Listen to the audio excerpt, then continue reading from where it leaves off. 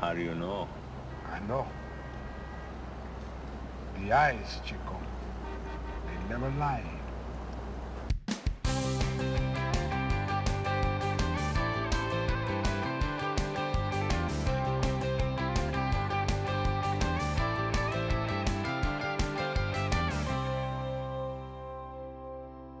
Hi everyone, I'm the Broken Meeple. Win or lose, I'm going to be honest with you. And we've got a fairly light-ish fantasy worker placement game here from Sinister Fish. Haven't looked at any of their stuff for quite a while, in fact.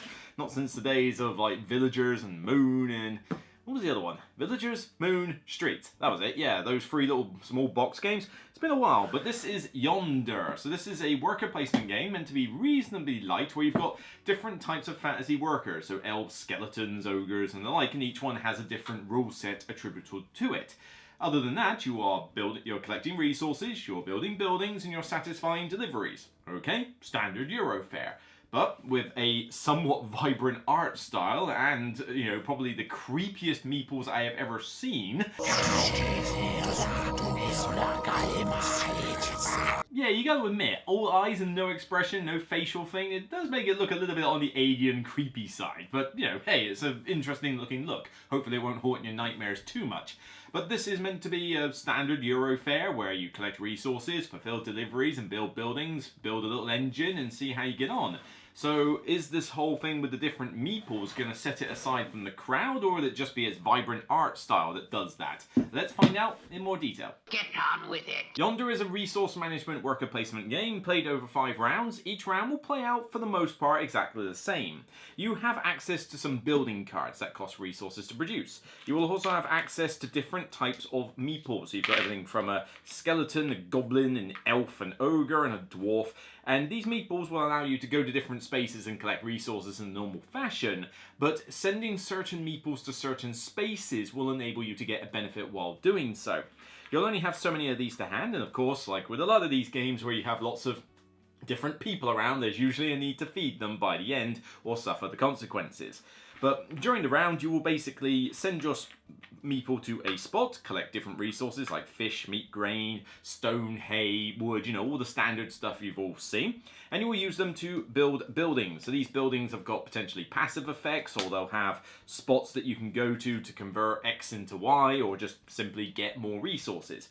But with these buildings, you will place them in your settlement. So you'll have your headquarters, but you'll also have more buildings as you build up your sort of little engine. And these contain workers' placement spots that you can send your own meeples to, but other people can also send their meeples to. So you may end up with new workers given to you by the end of the round, but any workers that you have in your settlement, you have to feed. You might not necessarily always want people to send their stuff to you. But on top of that, you also have envoys to fulfill. So these envoys have different requirements, like 2 wood, 2 hay, 1 of each, a grain and a fish, whatever. It's whatever they want to be delivered to them. They will have a certain number of deliveries you can make to them, anywhere between like 1 and 4. And when you can fulfill an envoy, you basically spend the resources as many times as you're allowed or willing to spend, and collect the rewards, which include a little bonus as well as victory points. But the victory points for envoys decrease as the game goes on. So the sooner you do it, the more lucrative it is. But obviously doing it sooner is harder to do from a delivery standpoint. And aside from that, you have a couple of little tracks here. One where you can ascend the tower to get favor, more rewards. You have Arcana, which you can spend on a track down here at the bottom to get various bonuses as the game goes on.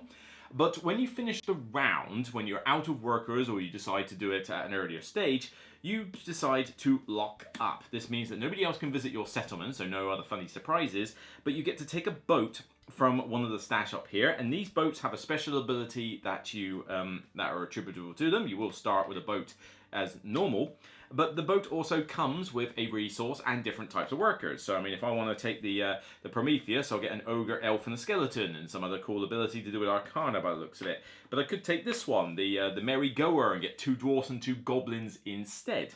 What are these different types of workers? Well, you have got goblins, the green ones. They ain't got a special rule, they're just cheap, easy labour. Elves, proud, noble race. They will happily go to a spot that is occupied by somebody who isn't an elf.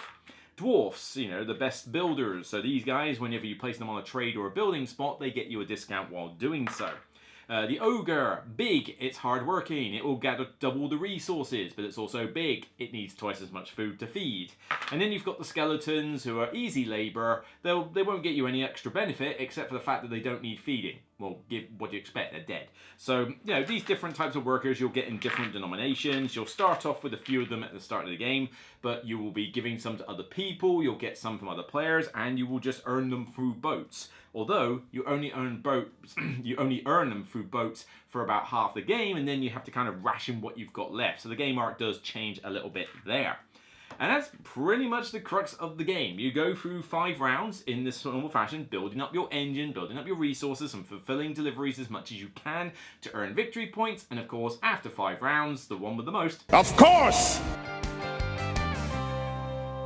So we'll start with some pros. I like the art style they use here. It's very reminiscent of the villagers and the streets in the moonlight they've done before. So it's this kind of very colourful, striking type of art. But I think it works with the fantasy setting, and it injects a little bit of humour here and there. I mean, when you look at some of these buildings and some of these envoys, it does get quite amusing when you look at skeleton peasants and ogre monks and dwarven witches. You know, they're taking a lot of these little tropes and sort of combining them together just to make all sorts of weird random stuff. But it leads to some humorous pictures, you know, some humorous imagery. And as I said, the meeples themselves are pretty creepy in the fact that they are literally just a shape, a colour, and 2 black dots for eyes and no other facial expression or something.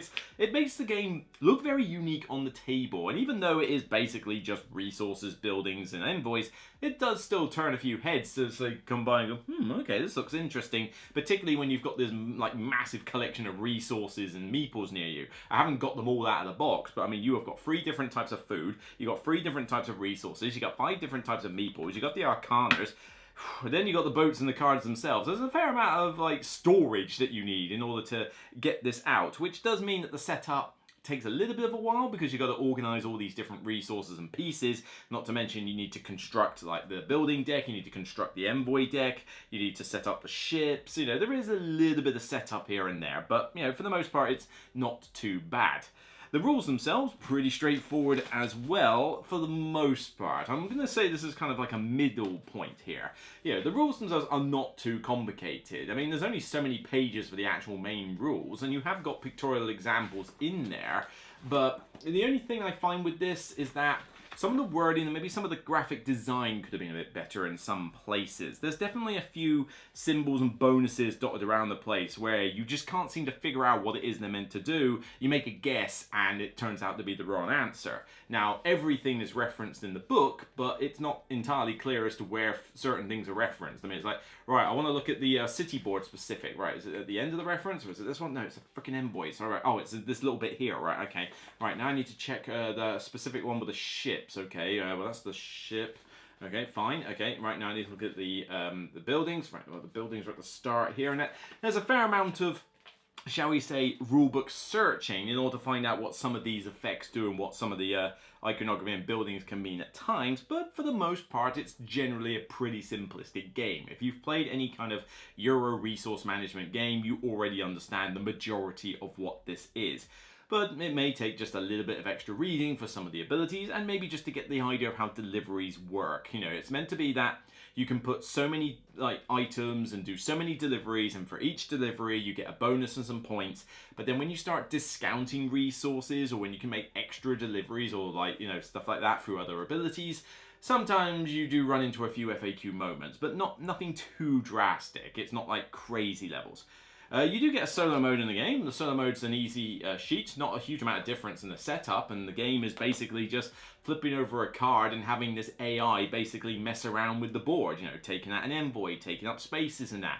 But obviously the multiplayer experience is that you have people visiting your settlements and you have people visiting theirs, so the AI can occasionally send ogres into your settlement, which of course cost a lot to feed, but they do give you a decent amount of resources, so it's kind of a push and pull. Ogres are like onions! End of story! But I will say with the solo, that lack of the multiplayer experience is a little bit of a problem with it, because yes, okay, it does send ogres to your settlement, but you don't have any other settlements for you to send your stuff to. You just have what you've built and what the board has, and I do miss that when I'm playing it solo. Like, I kind of wish I had the other player settlements to kind of look, well, you've got a couple of cool buildings there, you've got a couple of cool buildings there, you know what, I could let my goblin go. Here, have a goblin, you can feed him, I need some of your grain. Yeah, it's the stuff like that which the solo mode can't replicate, and it's a little bit of a shame, but it's still not a bad solo mode attempt. You know, you've still got to beat the AI score, so it's a challenge rather than a beat your own score situation. So all in all, not bad. I just wish that it could have replicated some extra settlements, you know, on the table so that I had more to do with my workers. You know, not everybody like onions. I like the way the game art progresses in terms of the boats, because for the first 3 rounds you get a new boat. The new boat comes with a good and some more workers, so you may have focused a decent amount, or your starting regime might have been a skeleton, a goblin and a dwarf, but then suddenly you see a boat that gives you, like, you know, ogres and elves, and you think, well, okay, maybe I fancy that one. You look at the special abilities of these and you think, well, that ability would be cool. It's now going to get me 3 elves. I haven't really bothered with elves, but you know what, okay, I'll use 3 elves next round. So there's a little bit of a tactical play in that. I do wish that maybe it was a bit easier to tell some of the abilities and on each side, because you either have the iconography version where you can clearly see what you're going to get for the boat, but you won't necessarily understand what the graphic design means for the ability. So you have to flip it over and read the text where it explains the ability fine, but then the icons for what you get on the boat are really small, so at a distance some people might struggle a little bit with that. But I like the fact that for the first 3 rounds you get new boats, but then in the 4th round and the 5th round you don't. I mean, the 5th round the game's ended, but it's more that during round sort of 5 particularly, but in some respects round 4, you have to think a bit harder about using your workers, because you won't necessarily be getting more workers at the end of the round, you know, whether from other people and that. So suddenly you're having to kind of ration your workers a bit more than you did in the first 3 rounds, and it's just, it does throw a nice little change in the game art, so it's not just entirely rinse repeat throughout the 5 separate rounds. Well, it's Groundhog Day. Again? As a result of the game arc and the tightness of the resource and that, the game does lead you with enough decent decision making that it feels meaningful. You know, when you've only got so many workers and they are of different types, you are definitely trying to think, well, alright, the goblins don't do anything special, they're the ones I could send over to the board. But the problem is, if I send them to the board, I won't have those workers next round, so I need to make certain I have enough workers to do things with. But then you think, well, okay, I could put them on my own board, but then I need to feed them. Well, I've got a skeleton, so he's definitely going on my board because I don't need to feed this guy. But, you know, it would be good to get a lot of hay this round, and this hay stack will give me 2 hay. If I put the ogre there, it'll get me 4. But then I gotta feed him. Where am I gonna get 2 food from? And, you know, these decisions you have throughout the round, and you do have to plan a little bit ahead in this game. It's not one that you can just be like, oh, I'll just see what happens on the fly. Now, you need to have a contingency plan for a few things here. And, you know, the different types of workers help to keep things, you know, quite fresh. But, you know, you're not going to be, you know, breezing through this like, oh yeah, everything's easy. There's still something you gotta work for, even if you are doing well in this game. But we'll get onto that little flaw a little bit later. Does anyone want to get out? Now we do have to get on to a few negatives here, because there are some that do need to be considered. Firstly, the tracks. These two, the Arcana track and the Favor track, they're just not interesting enough. You know, you've got to go out of your way to get these Arcana pieces. You've got to trade free resources for them, you know, less for the dwarf, or you've got to use very specific expensive buildings or hard to use envoys in order to get these things. And all you do is pop them down potentially on your turn and get a bonus, and the bonuses aren't even that great to begin with. I mean, I can build something, I can get a meat, I can get a goblin, you know, it's basically just the same as some of these basic spaces on the board. And honestly, these spaces on the board, and you know, with the exception of the trading and the shipbuilding and stuff, aren't the most interesting spaces anyway. I mean, you want to be getting stuff from your own settlement or other people's settlements in terms of resources. You don't want to be going to the board just to get a single hay. You want to go to a building that gets you 2 hay or something like that, you know, something a little bit more lucrative.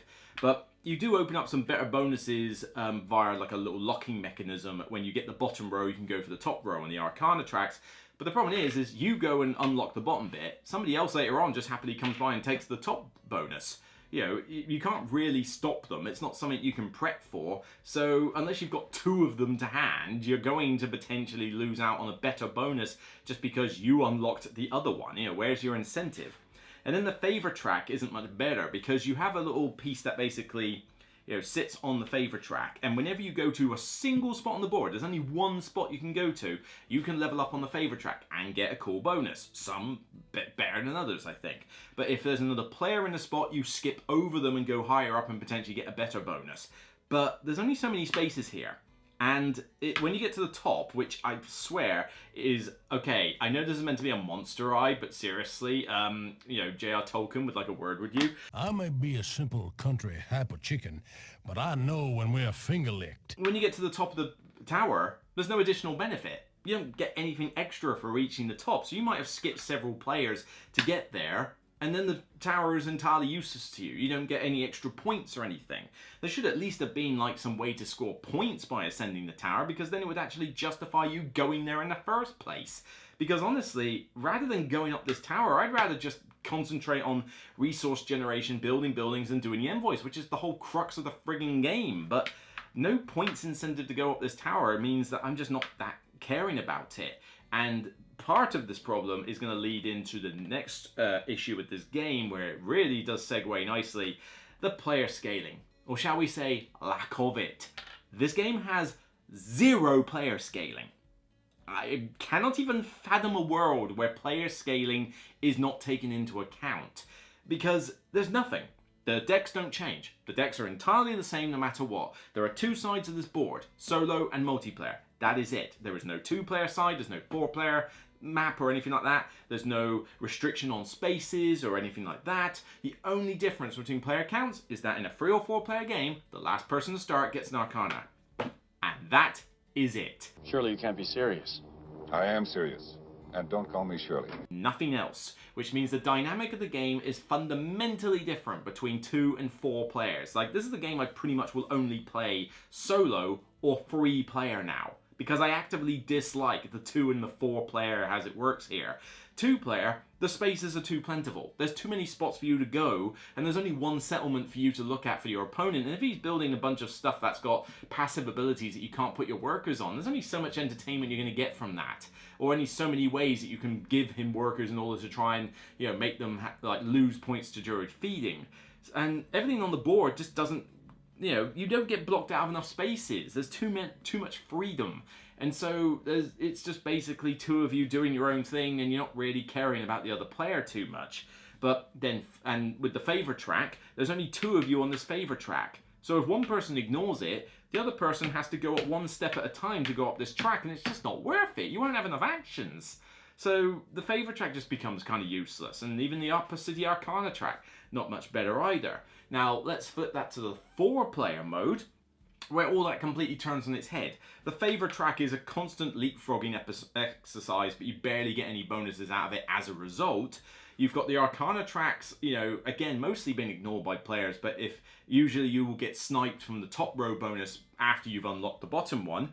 But then all these spaces here, wow, they become seriously sought after. I mean, the builders, 2 spots there. The architect, 2 spots there. These trading ones, only 1 spot for each of them or something. And you've only got 6 cards out on show in this market, 4 envoys on that market. With 4 of you, it becomes pretty damn cutthroat. And that's on top of the whole idea of sending workers to other people's bases and making them pay for their, feed those workers you've given them. Certainly not a gift. So you have a choice between half the board just not being that interesting and too much freedom in a 2-player game versus ridiculously cutthroat and tight and somewhat punishing in a 4-player game. The balance really is at 3, which is the recommended player count for a lot of Euros, but I would say even more here. But I just can't understand why no player scaling was done at all. There must have been something that could have been done. Open up different slots. I mean, just a 3+. Or, put an extra slot on the space and just put 4+ on it.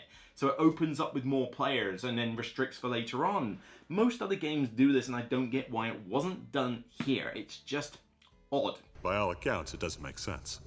Now, going to that punishing aspect, this is a pro or con depending on your preferences. I am not a fan of games just being outright punishing.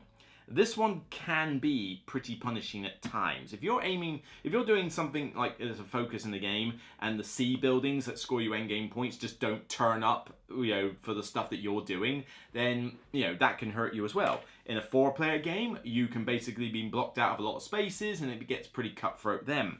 but you lose a lot of points for not fulfilling an envoy and for not feeding a worker in this game. You know, just one single envoy that you don't deliver to loses 5 victory points.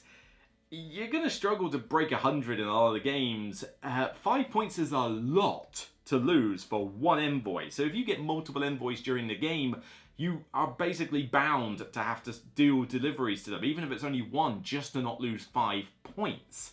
And then on top of that, you've got the thing with the workers coming to your settlement. So before you lock up, anybody could just basically go, right, I'm going to send this ogre to your thing and I'm going to do this thing twice.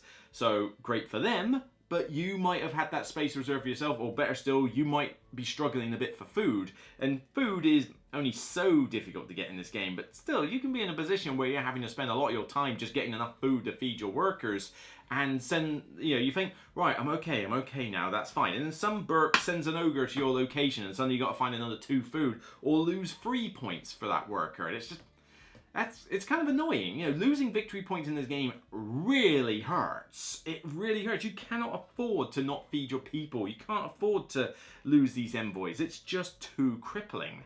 And so the game can feel a little bit punishing in that respect, particularly with 4 players, where workers can just come from all different directions if you're not careful. Oh no.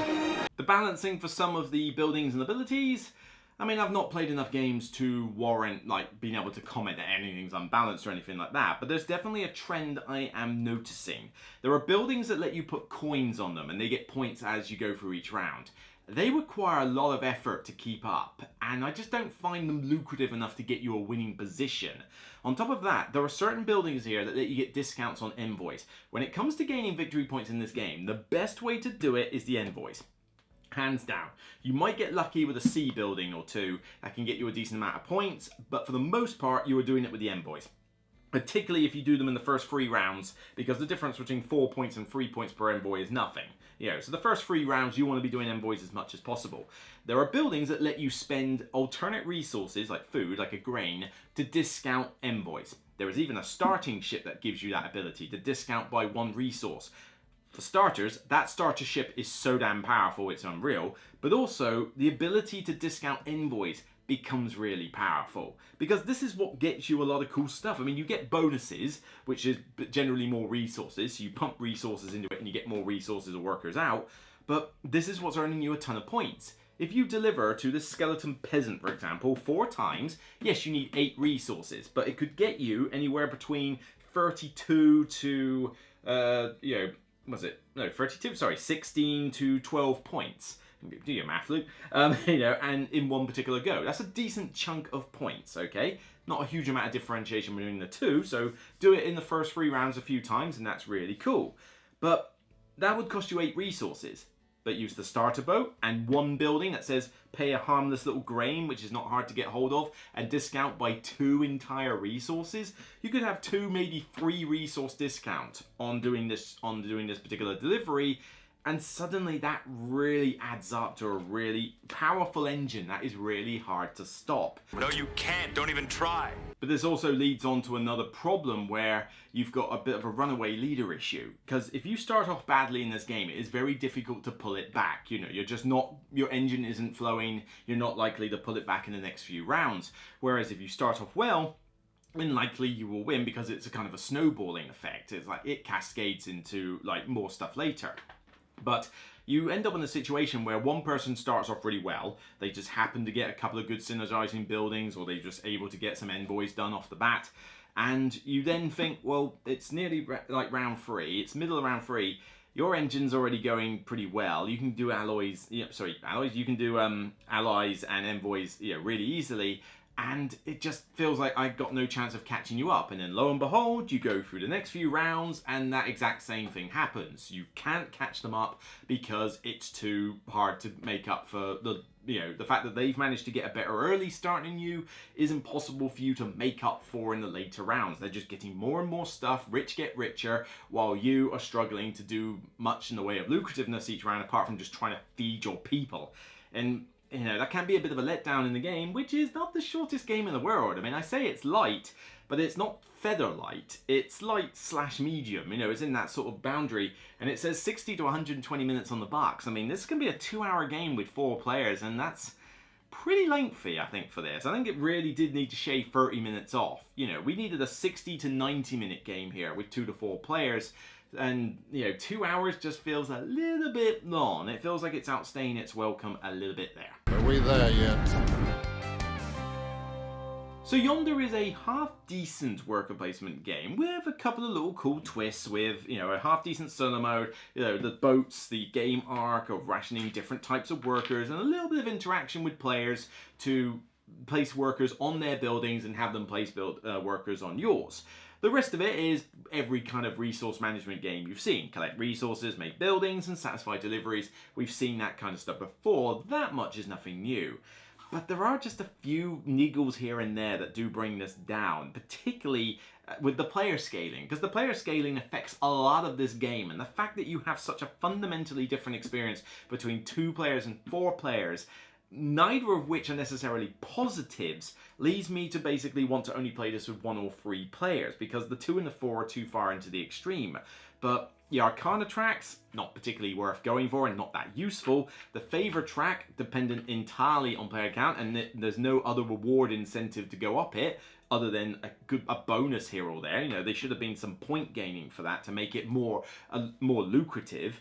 But the game can also be quite punishing at times. You've got the elves, which are like different usefulness depending on player count. You've got the fact that it'll be really cutthroat at 4, a bit too cutthroat, I think, because the victory point loss you take for not feeding or not doing deliveries is so crippling that, you know, doing this once or twice will pretty much kick you out of the running to win the game. And for a game that can take up to 2 hours, the runaway leader issue can get a little bit draining after being halfway through the game and realizing, yeah, you got off to a really good start, mate. You're pretty much going to win this. Oh, what a surprise you did. So it's kind of irritating. There's some good stuff here that I do like, you know, relatively smooth game, you know, some crunchy little decisions here and there. Some elements of the graphic design could be improved, but for the most part, the rules are fairly straightforward. But those irritations do make up for a bit of a draining experience, and so it does bring it down. And you know, I feel like this needed a little bit more in the design stage to, you know, iron out some of those bits, because I struggled to think how some of these like weren't thought of as potential issues. I do like it overall, but it does fall a bit shy from a seal-worthy rating. I'm giving this one overall a decent 6 out of 10. It's a 6 out of 10 game. It's above average. It's got some good stuff I like. I would play it from time to time, preferably solo or 3 players, but those niggles that I mentioned, they do add up, and it spoils the experience for what, you know, I reckon had the potential of being a solid 8, maybe even a 9 out of 10 if all things gelled together nicely. But in its current state, I feel like maybe this needs maybe an expansion down the line to fix 1 or 2 elements, like make these tracks more interesting, sort out the player scaling, that kind of thing. You know, you could fix a lot of this game in a new edition or with an expansion. I think it's doable, you know, and then add a bit more variety with the envoys and the buildings and stuff. It can be done, so I wouldn't give up on this one. It's still a good game. It's just not a seal-worthy game. You know, it's above average. I like it, but I don't love it. It just needs a little bit more time to brew, maybe a bit more time to, you know, find its place. But like I say, give it a try, because if you play this at a particular player count and you think, yeah, that player count would suit me nicely, then by all means jump in, because it's going to be exactly what you need. It's not difficult to play, not difficult to learn, and, you know, if you are happy with some of those player scaling aspects, then you're going to get more out of it than I did. So you're telling me there's a chance? So that's it for me on this episode of The Broken Meeple. If you like what you see, then please thumb it up on YouTube and thumb it up on Board Game Geek when it goes live on the page. Check out the rest of my content, including anything that I have done reporting on the UK Games Expo and beyond. There will be more stuff to come, of course. And maybe check out 1 or 2 of the podcasts that I have done, where certainly I've gone into some fairly weird, in-depth topics, shall we say. Check out the Patreon if you want to help support the channel. You know, very few games are review copies, although thanks to Sinister Fish for providing me with this one. And it's it does get harder and harder to run this channel as costs keep going up, so the Patreon support is exactly what we need to keep this channel going for the foreseeable future. Until next time, remember, it's only a game, and I'll see you on the next Broken Meeple video, so take care.